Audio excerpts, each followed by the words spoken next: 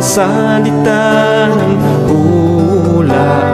Mapalad ang nakikinig at tumutupad.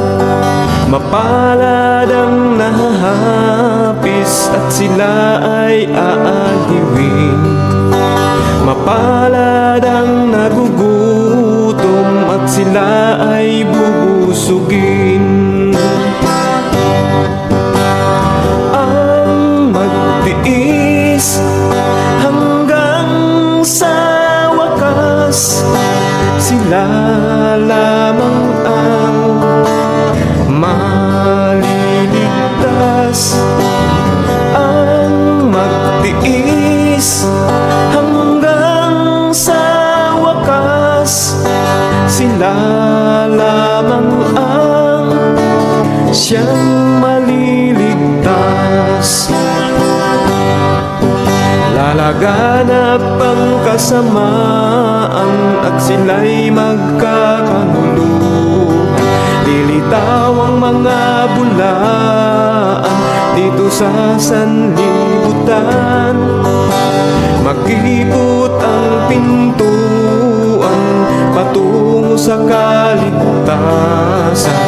Malapad ang pintuan tungo sa kapahamakan.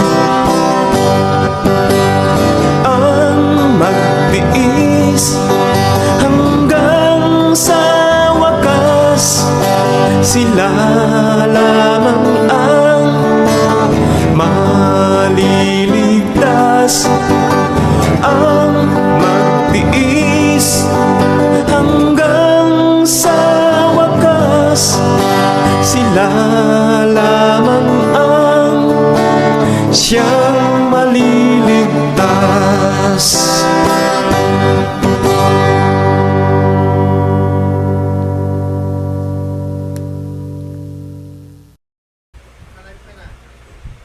Magandang hapon po sa inyong mga taga-subaybay. So ngayong hapon po ay magpapatuloy pong ating programa ayon sa kasulatan Gabay sa mga kabataan. So ngayong hapon po, kung mapapansin niyo, medyo delayed po ang ating programa kasi may mga technical errors, pero tayo po ay magpapatuloy sa paglilingkod po sa ating Panginoon.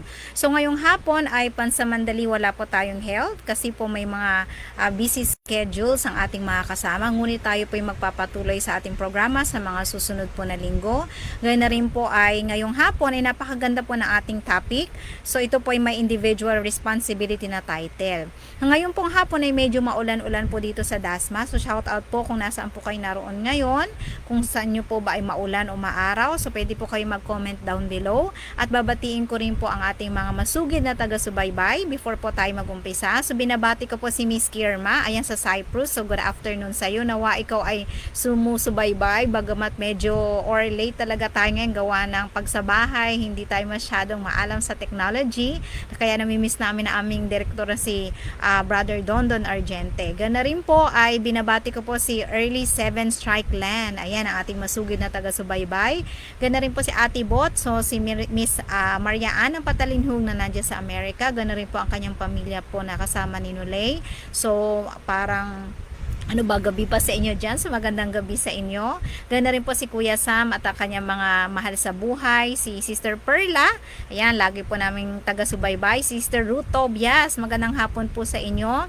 Gaya na rin po binabati ko ang aking anak na si Alexis Camacho, ang aking asawa na si Fernando Camacho, at ganoon na rin po ay binabati ko po ng happy anniversary, wedding anniversary si Mami at si Daddy. So we celebrated it last night. So ngayong araw na ito ay nawa ay pagpatuloy kayo maging malakas at bigyan kayo ng malusog na pangatawan at humaba pa ang iyong buhay upang sa ganun ay sama-sama tayong sasalubong sa ating Panginoon sa kanyang ikalawang pagparito. Binabati ko rin po lahat ng mga may birthdays ngayong May.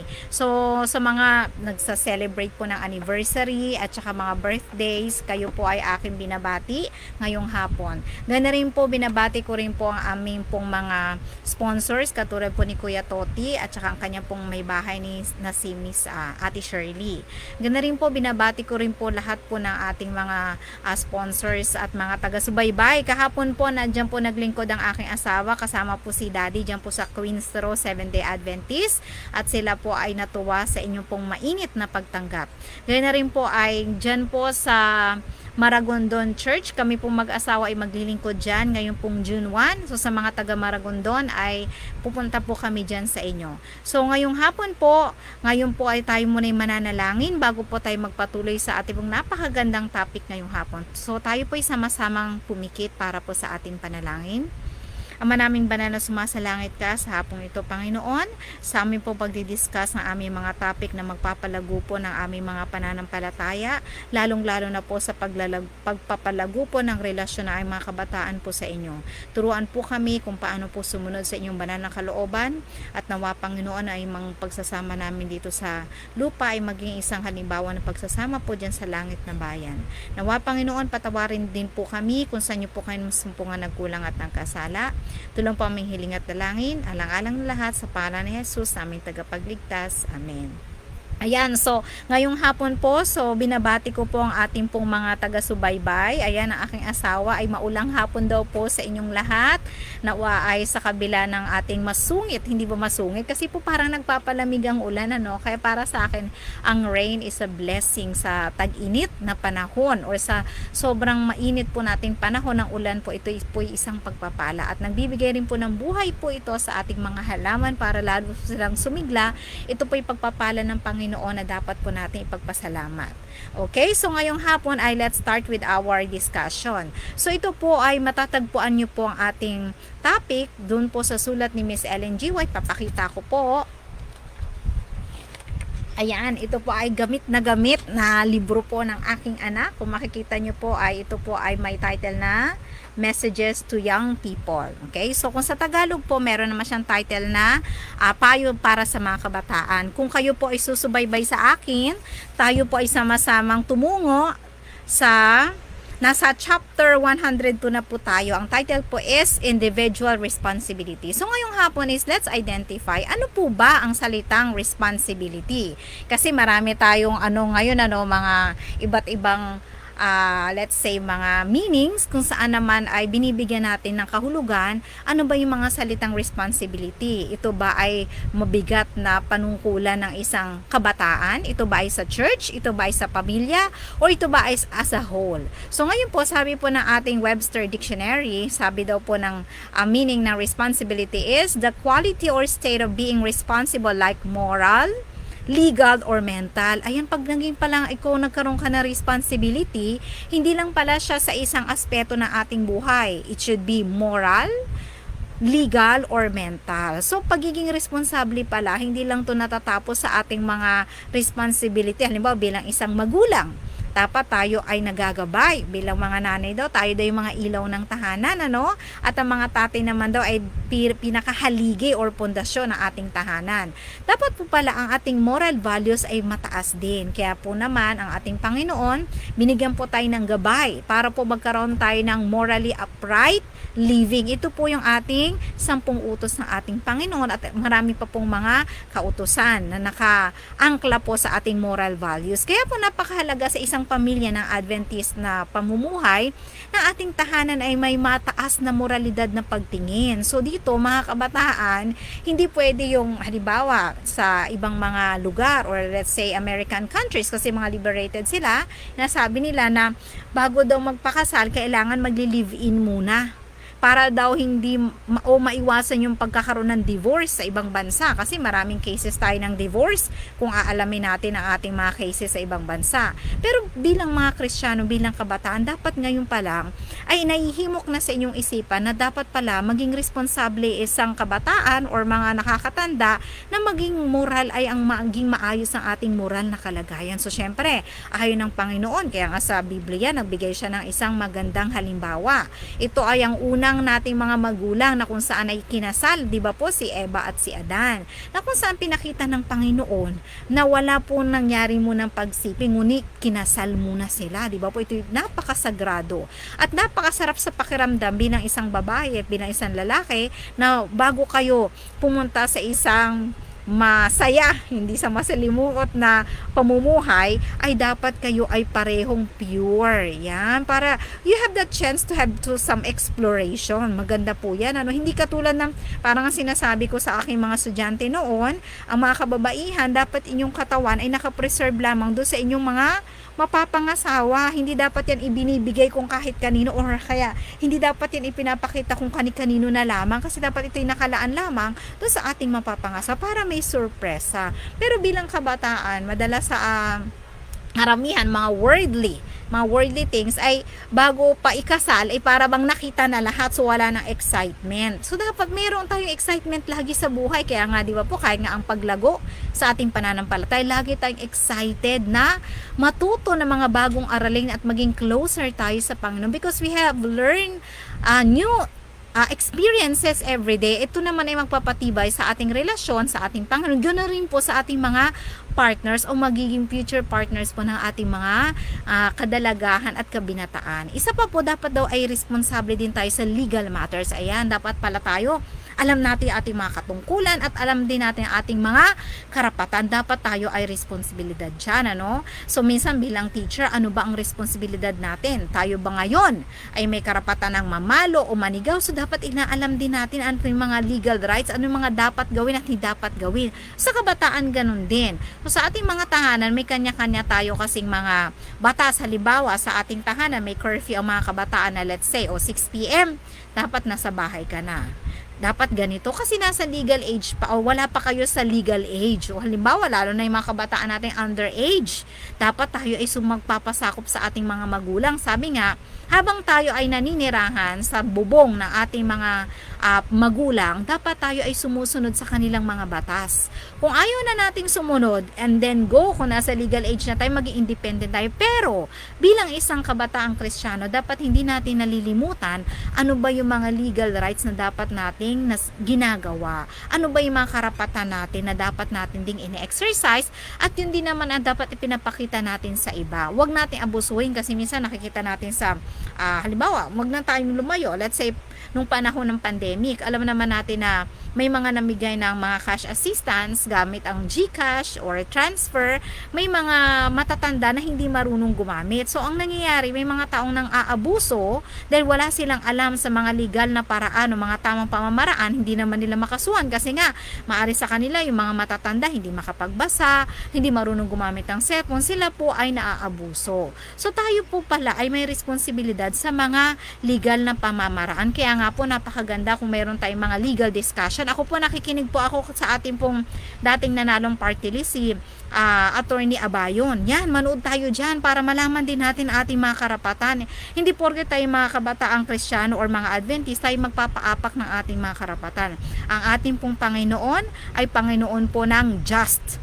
Kaya dapat tayo din nakakatanggap at tayo ay nagpapakita ng justice sa ating pang-araw-araw na pumuhay. Pangatlo daw po, ang responsibility pala ay nakaakibat yung mental. Ayan. Kaya pala dapat that mentally equipped tayo sa lahat ng bagay, at yan ay napakalaking responsibility ng ating mga kabataan, lalo na rin po tayong mga church leaders at lalo na po sa ating tahanan. Bakit ko po ito nabanggit? Ang isang tao po, let's say punta po tayo sa psychology side. Ayan, kung mag-aaral kayo ng psychologist, dinidiscuss din po dito, ano ba yung mga positive effects kung tayo ay mag-aasawa sa legal na edad at na tayo ay nasa tamang mental na capacity. Tayo po ay magkakaroon ng healthy lifestyle at healthy living, kasi po sa time na 25 years old or 26, yung mga perfect timing po sa pag-aasawa dyan, kasi dito sa Pilipinas pag nag-age 20 ka, normally pag babae o lalaki, nung panahon namin graduate ka na. Ngayon, dahil nadagdagan tayo ng 2 years sa senior high, so most probably at age of 22 or 23, doon lang tayo nakakatapos ng ating 4-year course. So diba, after 2 years nung kayo makatapos na, plus 2, so 24, ayan, siguro naman nakaipon na kayo, 25, 26, pwede na kayo magpakasal. Kasi po, yan po yung ideal para sa ating mental health, sa nakatapos na tayo sa ating mga kurso, at the same time, yung physical body natin ay perfect na rin para tayo magkaroon ng mga anak. Sa mga lalaki, yan may mga trabaho na. Kaya minsan nakakalungkot isipin no, na nakikita din natin sa loob ng iglesia na may mga hindi prepared tapos biglang nag-aasawa o kaya na-aksidente, let's say, nagkakaroon ng pagbubuntis kasi nga po nakukulangan tayo ng ating gabay. Ngunit kung tayo pala ay magbabasa ng sulat ni Ellen White, magagabayan pala tayo. Kaya sa mga parents out there, ako'y nananawagan sa inyo, no, regaluhan nyo na or pabasahan nyo yung mga anak nyo na messages to young people para hindi po kasi 24 hours tayo ay laging nakagabay sa ating mga kabataan.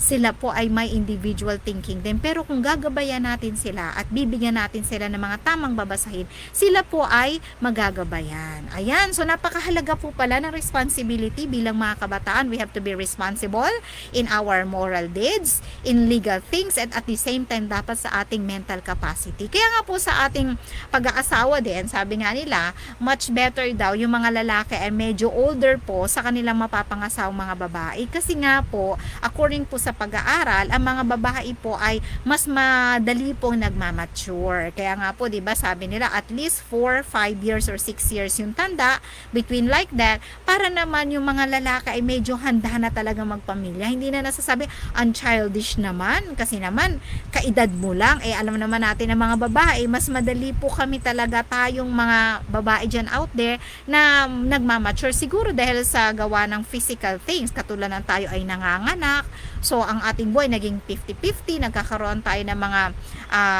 body insecurities kapag po tayo ay nanganak na. So maraming factors po ang nakakaapekto dun po sa ating physical things, mental, and then also ganun rin po sa social life. Kaya dapat mahalagang matutunan ng mga kabataan ang kanilang mga responsibilities. Okay? So punta po tayo dito sa sinabi ni Ellen White sa number 2. Sabi daw po ni Miss Ellen G. White, ano kayang ibig sabihin niya sa salitang excuse me po. He knoweth our frame, He remembereth that we are dust. Ayan, alam pala ng Panginoon na kung paano niya tayo ginawa at alam niya rin kung saan tayo nagmula. Anong ibig sabihin nito? Bilang mga kabataan, tayo dapat ay walang pagmamalaki sa ating mga sarili. Una, alam naman natin at tanggap namin ngayon na nasa digital age tayo na mga kabataan medyo mabilis talaga ang kamay pagdating sa technology at minsan hindi namin ito masundan. Sabihin na natin talaga nasa medyo nasa verge of edge sila, mas mataas talaga in terms of creativity, in terms of technologies, pero wag naman natin kalimutan sa mga kabataan na tayo pa rin ay nanggaling sa alabok. It means tayo ay pantay-pantay. Maaring intellectually kayo ay matalino, maaring physically kayo ay mas malakas sa matatanda, pero wag nyong gamitin ito para naman ma-disrespect yung mga taong medyo tingin ninyo ay hindi ninyo kapantay. Lagi nyong tatandaan, sa paningin ng ating Panginoon, everybody is equal. Ayan. At ang kaharian po ng langit ay para sa lahat. Hindi ito para sa matatalino lamang, hindi ito para sa malalakas lamang, hindi ito para sa mayaman. The salvation is for everyone, kaya wala tayong may pagmamalaki sa harapan ng ating Panginoon. Kaya binigyan niya ng paalala, no? Sabi nga, He knoweth our frame, He remembereth that we are dust. Okay, so wag natin kalimutan, alam ng Panginoon kung saan tayo nagsimula. It means lahat ng tinatangkilik natin ngayon, tayo man ay nasa kasikatan, mataas man ang ating posisyon sa ating trabaho, maring tayo pinupuri bilang isang kabataan sa ating mga creative things, sa ating mga creative ideas, pero wag natin kalimutan na tayo magpakumbaba kasi itong lahat pala ng binigay sa atin ng Panginoon ay galing sa Kanya. Kaya nga nang tayo pinanganak, sabi nga ni, sino nga ito, ni Job, di ba? Nung siya ay nagkaroon ng dakilang pagsubok sa kanyang buhay, anong sabi niya? Ako naman ay pinanganak na walang damit din. Kaya para sa kanya, he was just nothing. So ano ipagmamalaki niya sa ating Panginoon? Wala. Kaya kayo at ako, wala tayong dapat ipagmapuri sa ating sarili at wala tayong may pagmamalaki. Ang may pagmamalaki lang natin ay gamitin ang ating mga talento na may pagpapakumbaba at gamitin sa pagtatapos ng gawain ng ating Panginoon. Okay? Punta po tayo sa number 3. Sabi daw po ni dito is, ano nga po ibig sabihin ng quotation nito ni Ellen G. White? Sabi, "And to whomsoever much is given of him shall be much required." Yan. Kapag daw pala mas marami tayong tinanggap na mga talento, nire-require din pala tayo dapat mas marami din tayong gawin. Alam niyo po ba, 'di ba, yung ating parable ng mga talents na binigay ng Panginoon, hindi dapat natin ito ibaon kahit nag-iisa na lang. Nag-iisa lang ang talento na binigay sa inyo. Pero alam niyo ba, pag ito yung pinagyabong, ay pinagpanalangin at prinactice at maari itong madagdagan. At doon namang tao na pinagyaman ng mga talento at lalong pinagyaman ay pinagpapala ng Panginoon. Kaya, kung nakikita ninyo bilang isang kabataan na kayo may talento sa isang paglilingkod, maaaring sa pag-awit, maaaring sa technology, maaaring sa creativity, at marami pa, or sa leadership, gamitin natin ito at palaguin, i-multiply, at tayo ay magturo ng iba. Kasi ang ating Panginoon ay nagbi-bless ng mga talento dun sa mga taong mapakumbaba at willing na matuto with a humble heart. Kaya naman minsan tayo nagtataka sa ating buhay. Ako, observation ko rin to, may mga tao talaga nagtatry their best na talagang makakanta, kahit sintonado. Talaga naman nagtatry sila, pero bakit kaya hindi natututo minsan, napapansin natin? Baka may kulang. Baka kailangan nyo pa rin lumuhod kasi po i-discuss natin ngayon eh. Ngayon may i-discuss natin eh. Meron bang talaga yung pinagkakait ang Panginoon sa ating mga talento na gusto talaga nating ma-achieve? Meron ba o wala? Or dahil sa baka kapag ikaw ay naging talento sa ganitong bagay, baka ikaw ay mapagmapuri na sa iyong sarili. Minsan ay hindi natin hindi natin maabot ang kalooban at ang katalinuhan ng ating Panginoon. Tayo naman, madalas naman tayo na-upset. Ba't kaya hindi maibigay sa akin? Talagang pero bakit kaya? Siyasatin ninyo ang inyong mga sarili. Baka kayo may pagkukulang. Baka mayroon kayong kasalanan na hindi pa naihingi ng tao. At baka may mga darling sins kayo na dapat nyo munang i-give up at para maibigay sa inyong mga talento na gusto nating matanggap at magamit sa paglilingkod ng ating Panginoon. Kasi baka naman minsan, nananalangin tayo magkaroon ng mga talento. Let's say, mga kayamanan. Ganyan, mga iba pang mga malalaking business. Ang problema naman, alam ng Panginoon, kapag kayumaman ka, baka naman mawala ka sa church, or baka naman makalimutan mo nang lingapin ang mga taong nagpapunta sa iyo dun sa tugatog ng tagumpay, o baka naman hindi ka na makalingon sa inyong mga magulang. Hindi mo na mabati na happy birthday, ayan, happy anniversary, salamat ina sa iyong pagbibigay ng buhay sa akin sa kabila ng mga pagsubok na dinaranasan natin nung tayo mahirap pa, o kami ay maliliit pa. Tandaan natin, ano man ang pagsubok na hinaharap natin, iba-iba kasi tayo ng mga, iba tayo ng track that we follow or that we pace everyday. Iba-iba tayo ng mga lakarin. Pero dapat sa bawat lakarin na ating tinatahak, isa lang ang ating goal. Yun ay pagsunod sa ating Panginoon. Huwag natin ikumpara. May nakita kong napakagandang motivational quote na nabasa ko.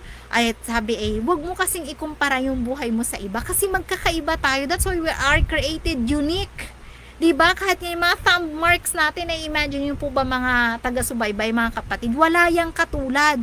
For imagine how many million people, diba, ang nandito sa sanlibutan, pero God made us so unique. So bakit kailangan natin ikumpara, si ganito, napaka-glass skin, ba't ako hindi ko ma-achieve? Because we have different skin type. Katulad ko, very sensitive ang skin ko, kahit ano pang gamitin ko, hindi talaga siya nag-i-improve katulad ng glass skin kasi I'm unique. I'm created with this kind of unique skin type. Sa iba naman, grabe, maka-glass skin talaga, Tapos ay parang, sana all.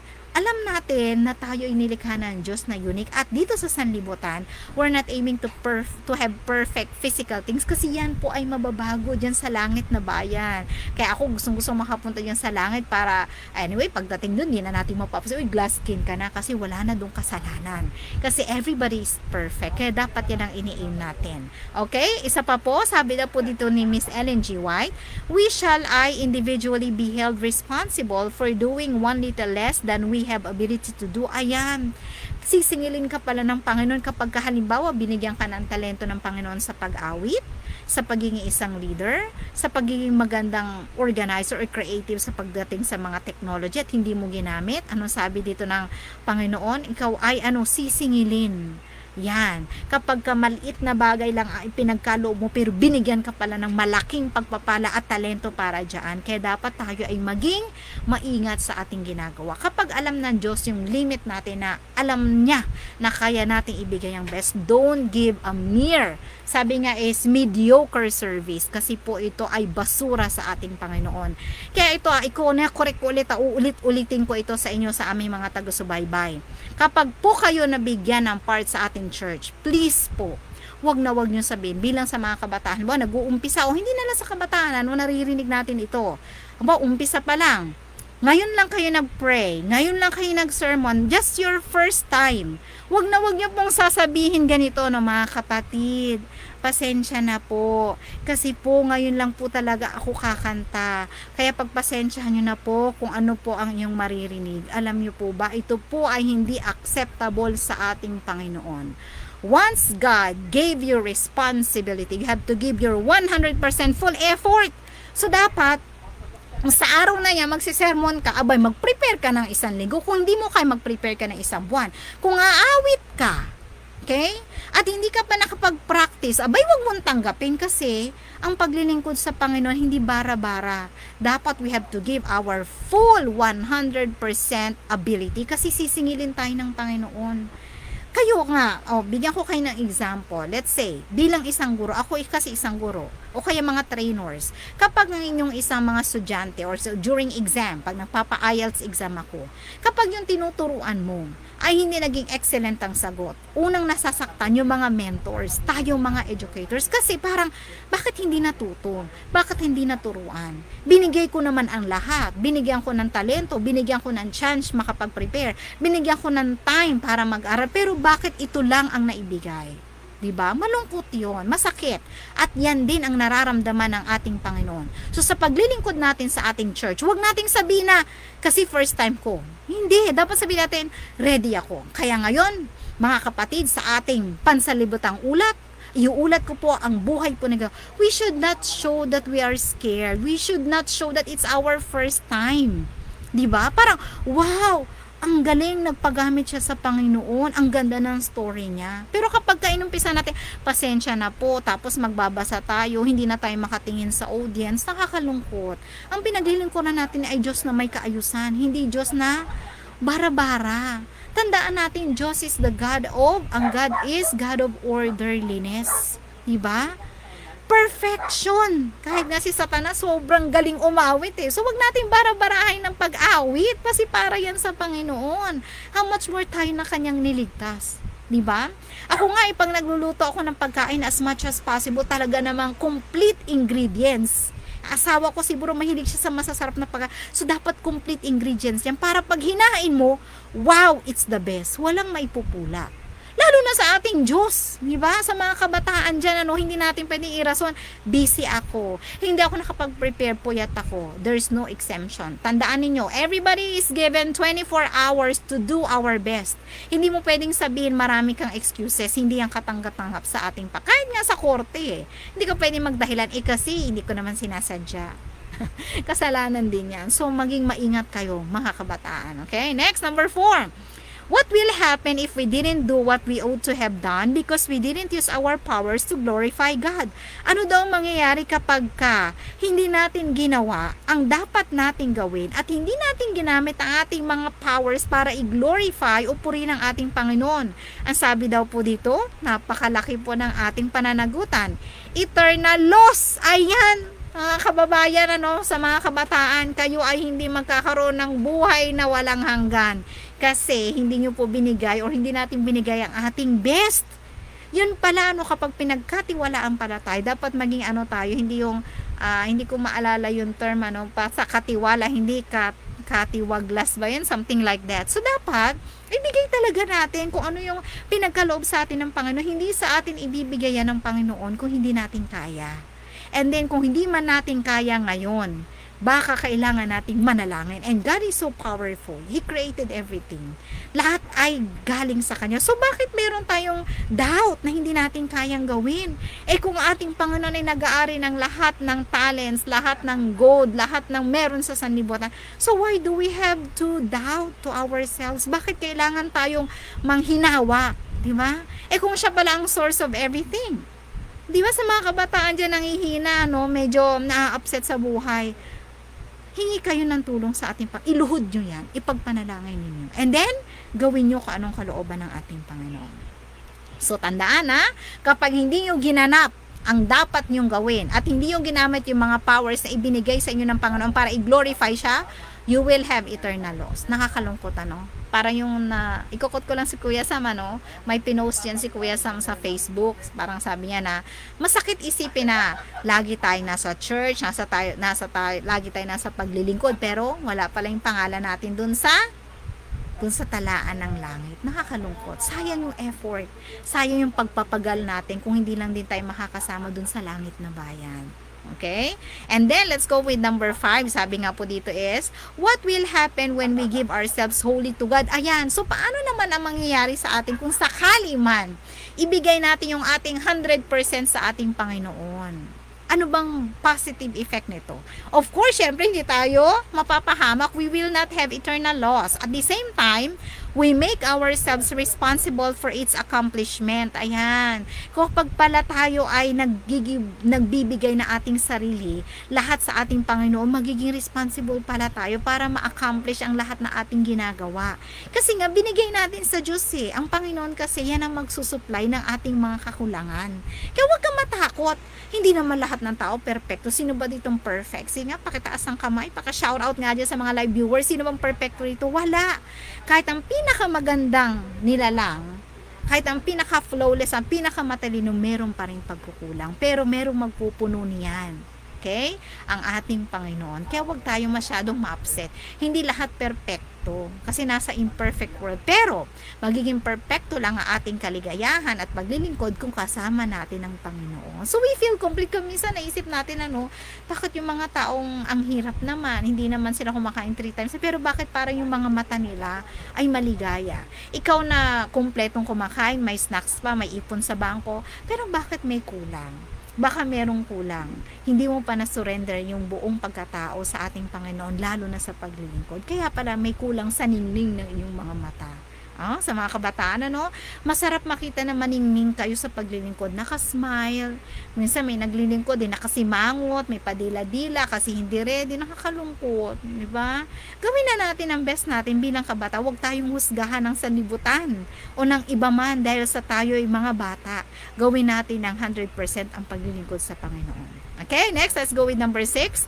We should not talk of our own weakness and ability. Ayan, sabi ni Miss Ellen G. White, dapat pala hindi natin pinag-uusapan yung ating mga kahinaan at mga hindi kayang gawin. Kasi alam niyo kung bakit?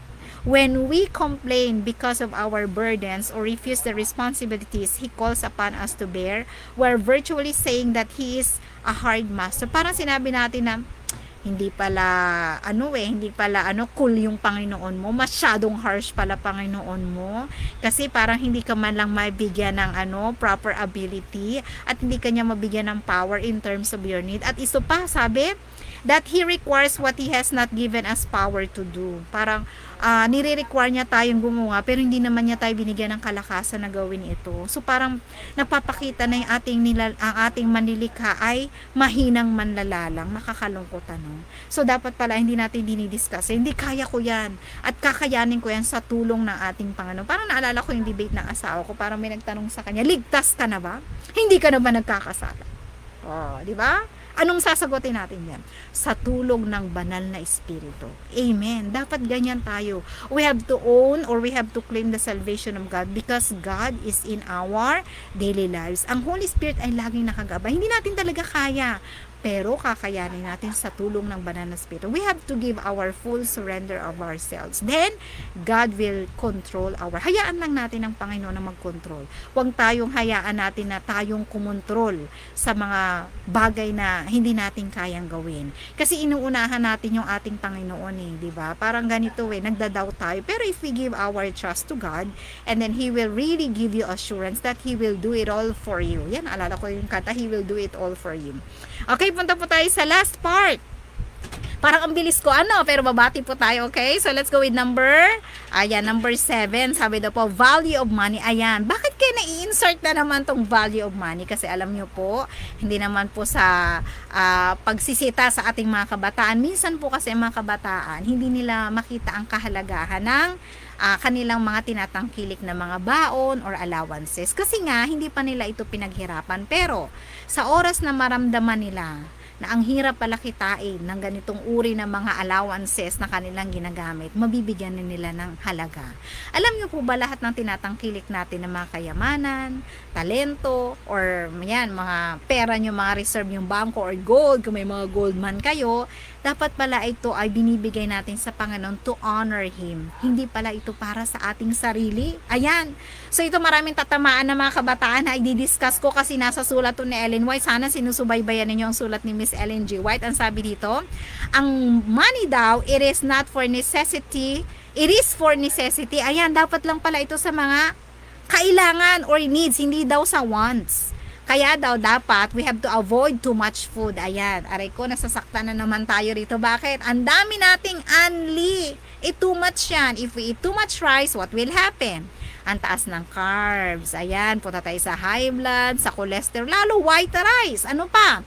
Too many clothes. Sino sa inyo dito ang bili na laang ng mga damit sa online and then hindi naman nagagamit later? Ito pala ay kasalanan sa Panginoon, mga kabataan.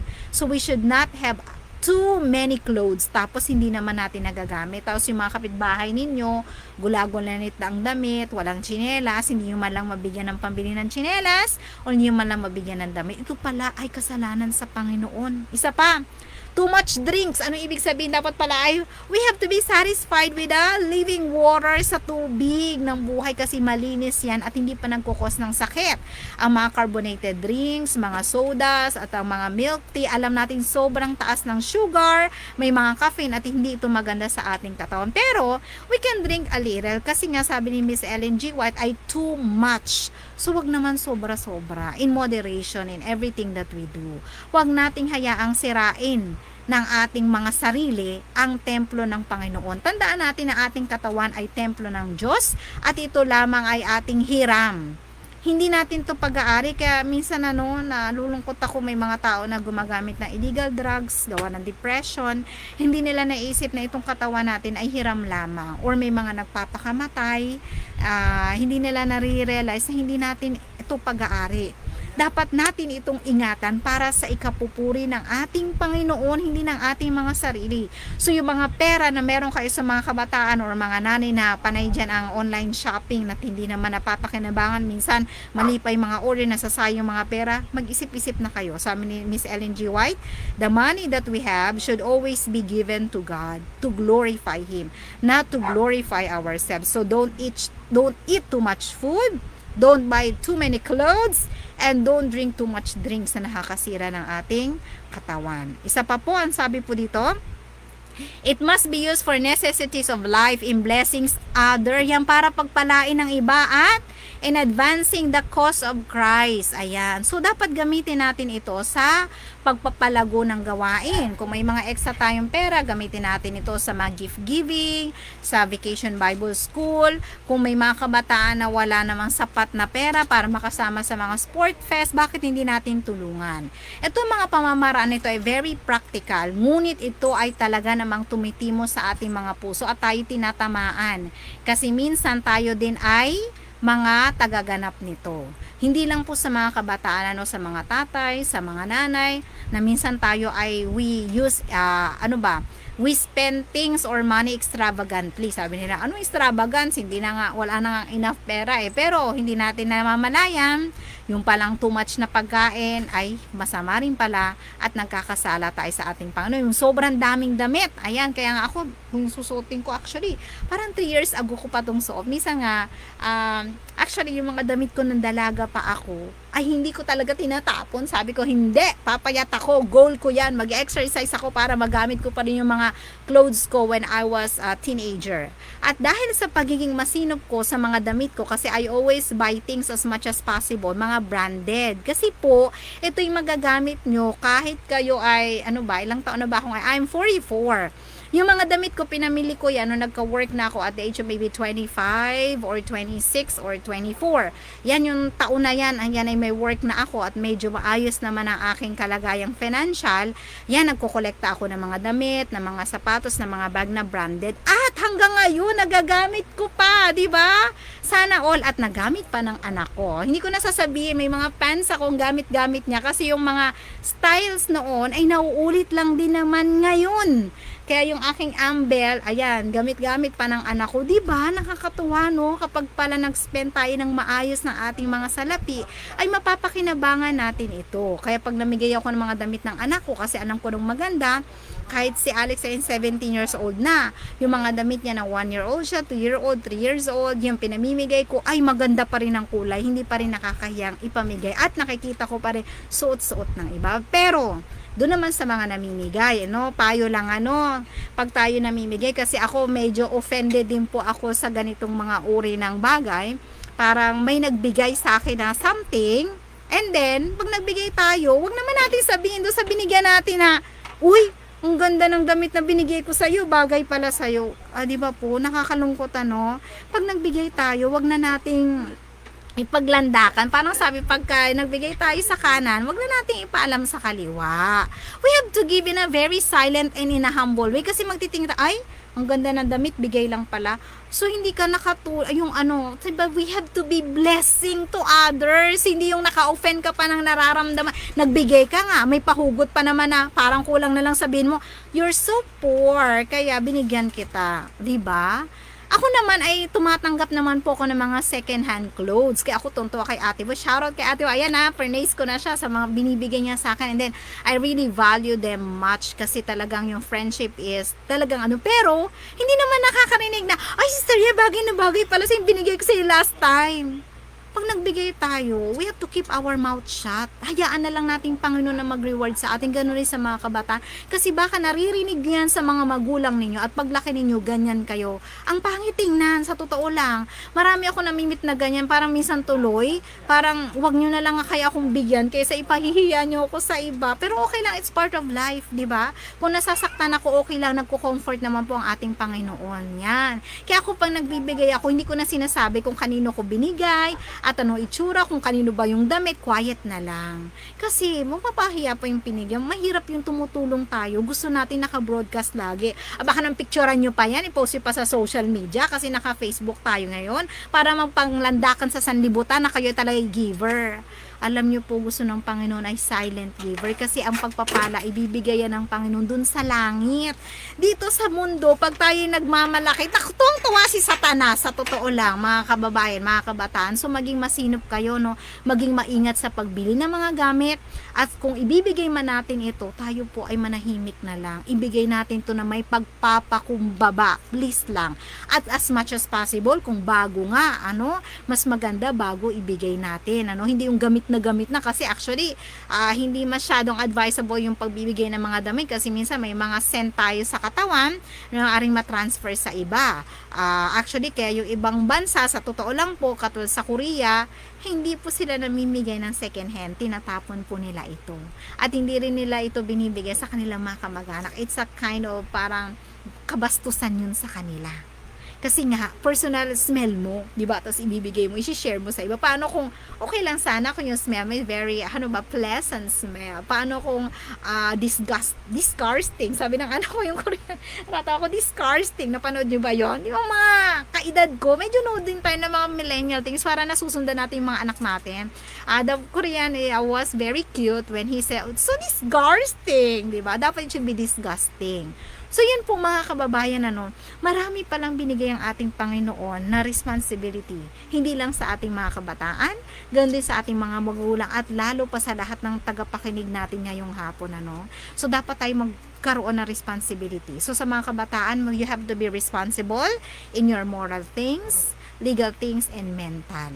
At tayo ay sisingilin pala ng ating Panginoon pag hindi natin ginamit 100% ang ating mga talento, ang ating pera na pinagkalob sa atin. We will have eternal loss. At ito ang ayaw na ayaw ng ating Panginoon.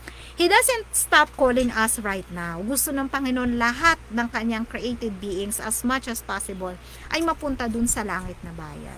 Kayo ba naman sa ating mga taga-subaybay? Ayaw nyo ba yung inyong mga anak, inyong mga mahal sa buhay, makasama doon sa langit na bayan?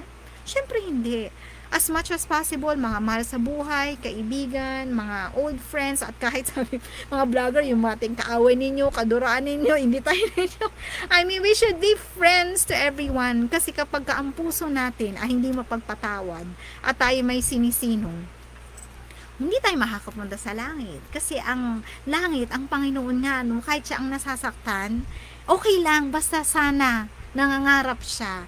He is hoping that everybody will accept this eternal salvation. So sa mga kabataan na taga-subaybay dyan, huwag niyong kalimutan ang payo ng ating Panginoon sa pamamagitan ni Miss Ellen G. White. We have to have our responsibility. And don't forget, okay, huwag niyong kalimutan mga kabataan, ang kaligtasan ay individual. Hindi porket elder ang tatay mo, hindi porket diakonesa ang nanay mo, hindi pwede sa panahon ng pagdating pa kakapit ka sa paa nila. We have our individual salvation.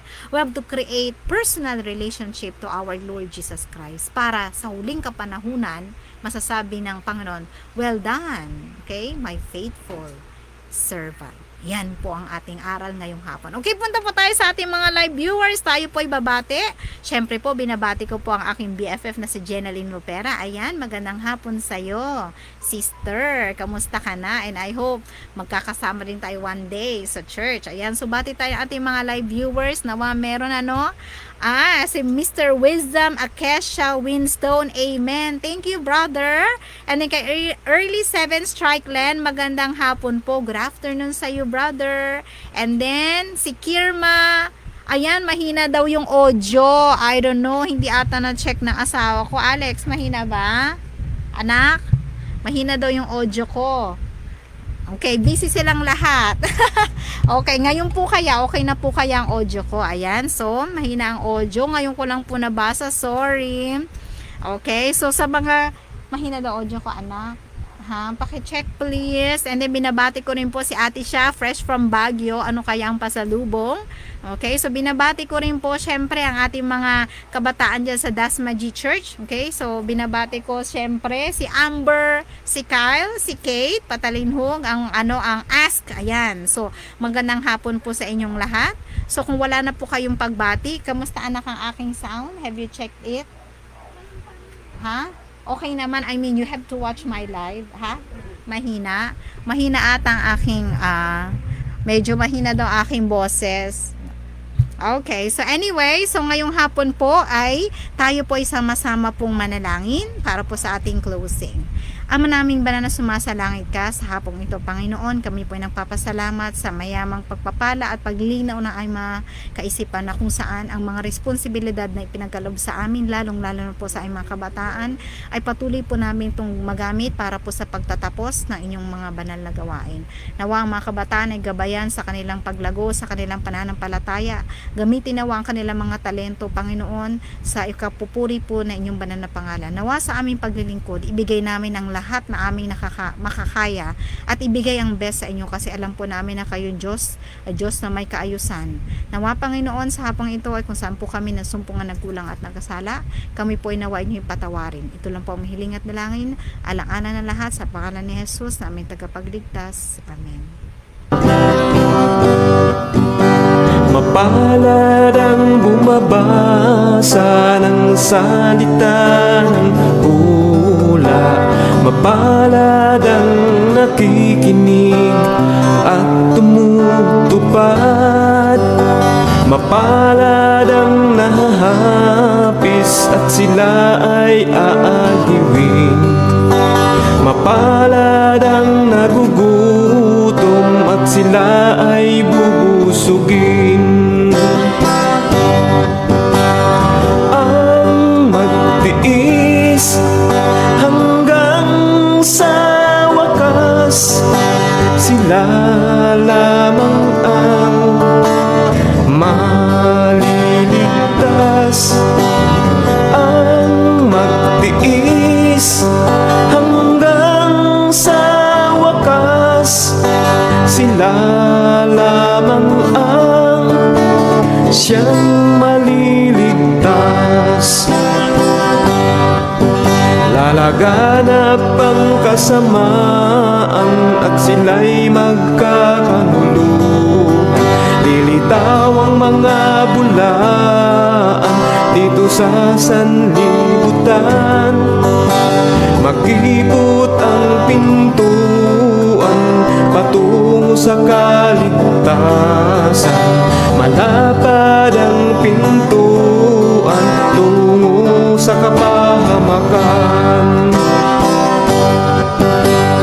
Ang magtiis hanggang sa wakas, sila lamang